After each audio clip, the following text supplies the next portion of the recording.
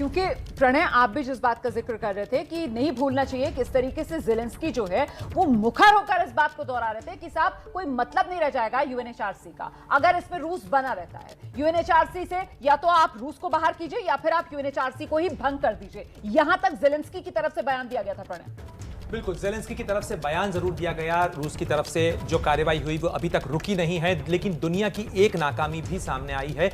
ये कार्रवाई जरूर हुई है, रूस को के खिलाफ गोलबंदी की कार्रवाई हुई है, रूस के खिलाफ प्रस्तावों की कार्रवाई हुई है, रूस को संयुक्त राष्ट्र मानवाधिकार परिषद से निकालने की कार्रवाई हुई है, लेकिन यूक्रेन के उस दर्द को कम करने की फिलहाल कोई कार्रवाई नहीं हुई, क्योंकि जब तक की लड़ाई रुकती नहीं है, रूस यूक्रेन में विध्वंस का सिलसिला जारी है और वहां एक इनइफेक्टिवनेस जो ग्लोबल सिस्टम की है वो भी सामने आई है। ये आप बहुत अच्छा पॉइंट लेकर आए। मुझे लगता है इसी पर जरा आशीष का हमें रुख कर लेना चाहिए, क्योंकि आशीष, अब सवाल यही है कि ये जो सेटबैक रूस को लगा है, ये जिस तरीके से दुनिया की खेमेबंदी रूस के खिलाफ हुई है, क्या अब इसका घुमा फिरा कर इनडायरेक्ट नतीजा एक बार फिर से यूक्रेन को ही भुगतना पड़ेगा? रूस यूक्रेन के खिलाफ इस जंग में क्या और आक्रामक हो सकता है? अब देखिए, अभी तक जो ट्रेंड है उसका मुझे लगता है कि वो उसी तरफ आगे बढ़ रहा है। आपका आकलन सही है। मुझे लगता है कि रूस अब, जैसे पहले ही रूस ने पोजीशन लिया था, इस वोट से पहले भी रोमाना, रूस ने ये कहा था कि अगर कोई भी कंट्री, कोई भी देश हमारे खिलाफ पोजीशन लेता है तो उसे इसका खामियाजा भुगतना पड़ेगा। तो यूक्रेन तो सेंटर में है, जिससे उसका झगड़ा चल रहा है, जिससे उसकी लड़ाई चल रही है। तो मुझे लगता है कि ये मिलिट्री अग्रेशन आने वाले दिनों में रूस की तरफ से, प्रेसिडेंट पुतिन की तरफ से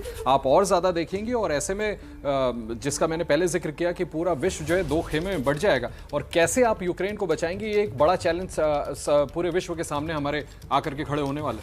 और ऐसे में अब प्रणय उपाध्याय, यहां से इस युद्ध के अंत को लेकर जो बार बार सवाल पूछा जाता है कि साहब इस युद्ध का अंत कब, आखिरकार कैसे खत्म होगा ये युद्ध, अब इसके बाद तो आप रूस से किसी तरीके की कोई उम्मीद कर नहीं सकते। निश्चित रूप से ये खेमेबंदी की बात जिसका जिक्र आशीष कर रहे हैं वो निश्चित रूप से पूरी दुनिया के लिए पोस्ट कोविड वर्ल्ड ऑर्डर के लिहाज से एक बड़ी चुनौती है, और इसमें भारत के लिए भी चुनौतियां कई लिहाज से बढ़ती हैं, क्योंकि उसके इंटरेस्ट रशिया के साथ भी जुड़े हुए हैं और उसके स्ट्रेटेजिक पार्टनरशिप अमेरिका के साथ भी है। और ऐसे में भारत को स्ट्रेटेजिक ऑटोनॉमी में दोनों पावर्स को बैलेंस करना होगा, और ये खेमेबंदी जितनी बढ़ती जाएगी चुनौती बढ़ती जाएगी। जहां तक लड़ाई खत्म करने का सवाल है, आपको पता है रोमाना कि लगातार कोशिशें चल रही थी।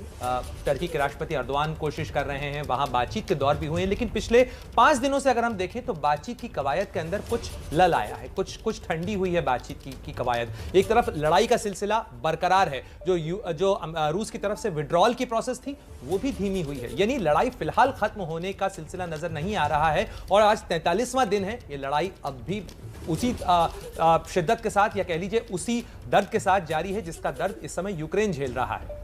और फिर रशिया को जो जख्म आज दिया गया यूनाइटेड नेशन जनरल असेंबली में, उसके बाद तो रोमाना मुझे बिल्कुल नहीं लगता कि रशिया अपने पांव पीछे खींचने वाला। बिल्कुल, मैं यही कह रही हूँ बिल्कुल कि ये अग्रेशन जो है वो तो अब और बढ़ेगा ना, क्योंकि रूस की तरफ से तो साफ तौर पर कहा जा रहा था कि साहब बूचा नरसंहार वो तो पल्ला झाड़ रहा है उससे, वो तो कह रहा है कि ये तो हमारे खिलाफ प्रोपेगेंडा है। तो ऐसे में तो ये और ज्यादा रूस का जो अग्रेशन है यूक्रेन के खिलाफ वो बढ़ाएगा निश्चित तौर पर। और देखिए, रूस को ये बात नागवार गुजरेगी कि अमेरिका के प्रस्ताव पे इतने सारे देश मिलकर के उसके खिलाफ वोट कर रहे हैं, और वो भी तब जबकि खुल करके धमकी दी थी कि जो भी देश हमारे खिलाफ जाएगा हम उसको खामियाजा भुगतना पड़ेगा। तो मुझे लगता है कि देखिए, रूस और अमेरिका के बीच में जो तकरार है, जो आपसी कंपटीशन है, वो पूरा जगजाहिर है, सबको पता है। और फिर से मैं दोहरा दूं कि यूनाइटेड नेशंस में अमेरिका के प्रपोजल पर अगर पूरा विश्व वोट करके ह्यूमन राइट्स काउंसिल से रूस को बेदखल कर देता, कोई और नेता होता रोमाना मुझे नहीं पता, लेकिन आशीष की बात में एक चीज और जोड़ना चाहूंगा कि अमेरिका के राष्ट्रपति जो बाइडेन का वो बयान याद करिए जिसमें उन्होंने पुतिन का नाम पूछे जाने पर उन्होंने कहा था he is a war criminal, और उसी चीज को उन्होंने संयुक्त राष्ट्र में साबित करने की कोशिश की है। बूचा नरसंहार को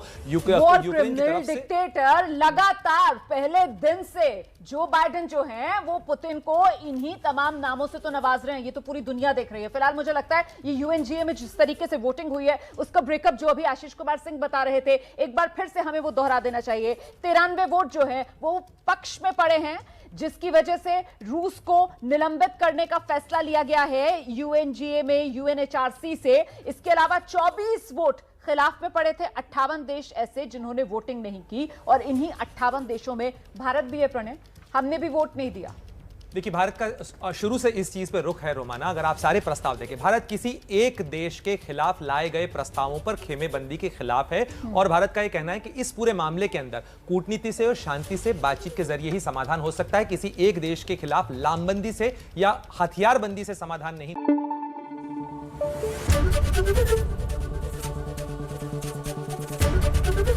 एबीपी न्यूज आपको रखे आगे।